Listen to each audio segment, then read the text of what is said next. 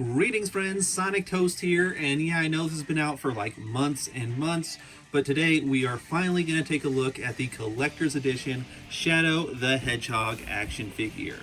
Open up the little door, we have a screenshot from Sonic Cross Shadow Generations, and there is Shadow himself inside. And doesn't look like he has any kind of cardboard background. That's disappointing considering Knuckles' cardboard background of Mushroom Hill Zone was so good last year. And well, I say last year, 2023, this was the 2024 figure. I wonder who we're going to get this year. Maybe a modern Knuckles. I hope we get Robotnik. That's what I want the most. It could be classic or modern. I just really want a collector's edition of Robotnik. And so, besides that, the box is pretty basic. You got Shadow on the side.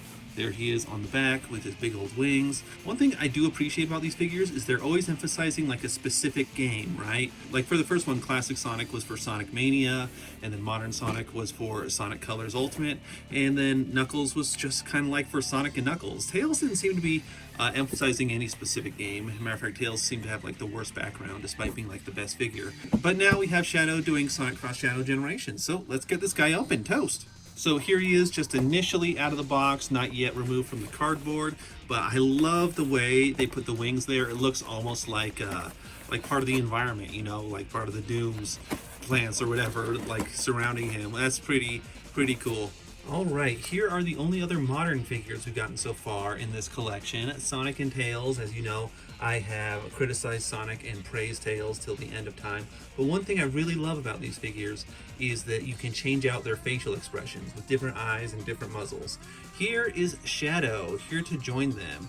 And, elephant in the room, he looks quite angry, and disappointingly, he does not come with any alternate facial expressions. No different eyes, no different muzzles. I don't think the muzzle comes off like Sonic's and Tails' do, so that is too bad.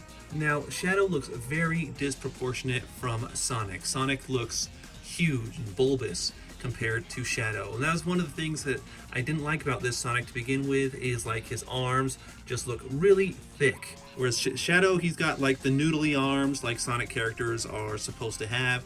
So the sculpt on Shadow is definitely a big improvement from Sonic. The fact that he's so much smaller than Sonic and they don't really like match up together, I find to be quite a bit disappointing.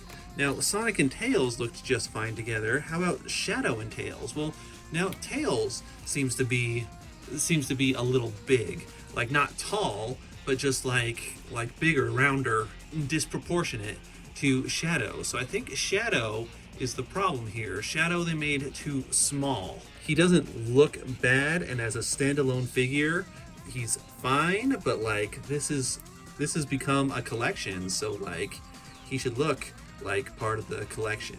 One thing that Shadow seems to have a lot more articulation than Sonic and Tails. Like he's got the twist at the bicep, he has the twist at the waist, and at the thigh and everything. And I'm just noticing that Shadow has a lot more articulation in his feet also than what Sonic and Tails have. So yeah, he's got a whole lot more posability, flexibility than the previous figures. So maybe this is the style they're going to stick with. Maybe future figures in the collector's edition packages will continue to have more articulation and just be a little bit smaller like Shadow is. Now let's look at Shadow's accessories. He comes with this base, which actually is pretty well sculpted, but I don't like the color. I feel like we could really use a lot more detail in here, whereas all the other ones just kind of came with big square platforms, like big squares, whereas this one is actually sculpted to look like a piece of environment, which is really great. But the lack of detail makes it stick out as just not being very well colored. However,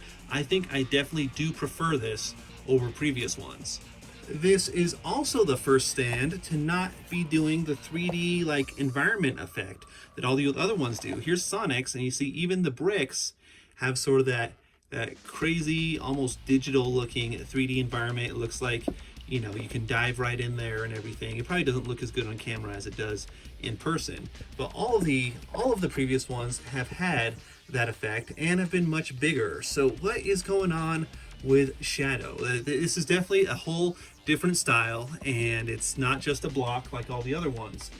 Let's take a look at Knuckles here. Knuckles looks great. The 3D effect is really good for Mushroom Hill Zone. They did it down on the base also, but then there's no detail on the top. But then Tails I think, was just the worst. Yeah, they got the 3D effect going with the plants in the background, but it just looks really bad with the blue sky and everything. Just I don't like what they did. I guess it's supposed to be Green Hill Zone, but I really don't like what they did. I would have given Tails something more unique to him than Green Hill Zone. So once again, because of the stand and the disproportions, again, Shadow is going to stand out from the rest of the collection. Let us know down in the comments, which kind of stand do you prefer? Do you prefer this very basic block but with these neat 3D effects stuff going on? Or do you prefer something like custom sculpted that looks actually like the environment from the game? Now let's take a look at Shadow's accessories. He has very, very few, especially compared to Sonic and Tails. So he has an alternate hand, which is a fist for punching. And then he has this wide open hand, which is pretty cool. I like that. And then he has this. I believe this is for clipping his wings onto his back. Then he has this little translucent, like, not stand, but like a little holder thing, like this little ring that goes around him. Then probably the main reason why he has so few accessories and why he's so small and everything is because he comes with these giant wings. These are like huge. They're like gargoyle wings. Look how big they are. They're like taller than Shadow himself. And he does come with two, of course, just like in the game, the Doom's wings. So let's see if we can get them on him. Now looking at Shadow's back, it looks like his quills here do detach. All right, so you take it off and look at that. Shadow looks like a Lego or something. And that looks familiar because it looks just like this clip. I think that's upside down. Okay, look at that. He's got these weird tubes coming out of his back now. All right, I never realized in the video game that the wings grow out of his quills. I just assumed they grew out of his back. All right, so there is one wing. Wow, that makes the figure 3 times as heavy with just one wing. And then let's put the other one on. And let's see. Okay, now he's 5 times as heavy with both of these wings. And whoa, good luck standing up, Mr. Shadow the Hedgehog. I gotta commend Jakks Pacific because this is a pretty ambitious figure. And his quills do kind of get in the way of the wings. Now the wings have a little articulation to where you can, well, you're supposed to be able to make them be able to look more forward. So the thing is, they do pop off fairly easily, and that's partly because Shadow's quills are in the way.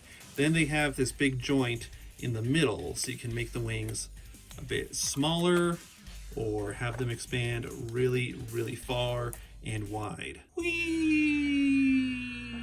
So Shadow's little ring plugs into the stand right there. And then we have to plug Shadow into it. I guess maybe it just helps him stand there. I don't know if it's supposed to completely support him. Oh goodness, with the wings being so heavy, just wants to fall down there. He looks like he's flying. I'm Shadow the Winged Hedgehog, and yep. All right, well, you know what this reminds me of? This reminds me of when I was in 5th grade. For Halloween, I was Goliath from Gargoyles. And so I had this little spandex costume with fake muscles on it and these giant inflatable wings and a big inflatable tail that were just such a nuisance to deal with. I couldn't get anywhere. All I was good for in that costume was to just stand there looking like a gargoyle, which I guess is kind of ironic considering gargoyles are typically statues. But yeah, that's what this reminds me of, because it's got these big, humongous wings that just make him fall down, and they're such a nuisance to do anything with. I mean, the figure looks cool, the wings look cool.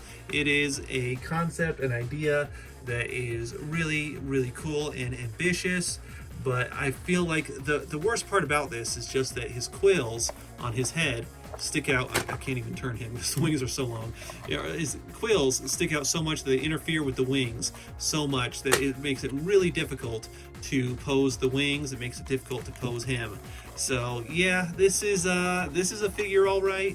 I mean, like, what if they went the route that they went with Sonic? What if they just gave Shadow a bunch of alternate faces so we can change his facial expressions? Like Sonic came with a laser wisp, what if Shadow just came with Doom's eye? That would have been so much simpler, and maybe I would have been more satisfied than what we have here. A lot of things just don't seem in line with the rest of the collector's edition figures. I mean, look at the side. We just got kind of Shadow sitting there on his stand looking angry, and on the other side there's him with his wings really small, just looking angry. Whereas, let's compare that to Sonic's. Well, here's classic Sonic's, right?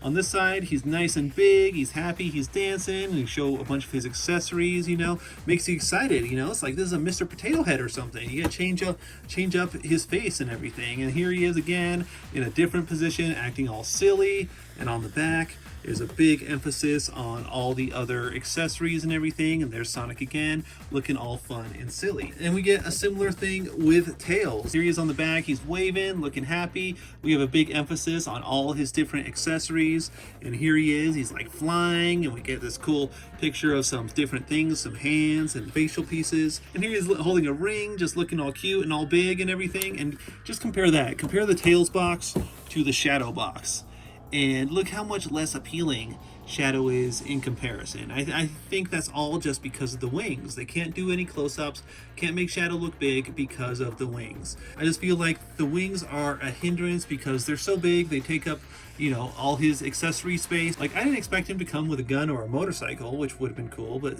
like, he doesn't even come with a Chaos Emerald, which is quite unfortunate. In the end, he's not a bad Shadow figure. Great sculpt, great articulation, right? But I don't think he's what we expected from a collector's edition. Is this worth $50 or $60? No, I'm afraid it's not. Honestly, I don't feel like any of the collector's edition figures have really been worth the retail price, except maybe Tails. But even so, I feel like these are figures you can wait until they go down in price a little bit. Let us know if you picked this up for your own collection and what you think of it. Have a fantastic day, friends, and toast.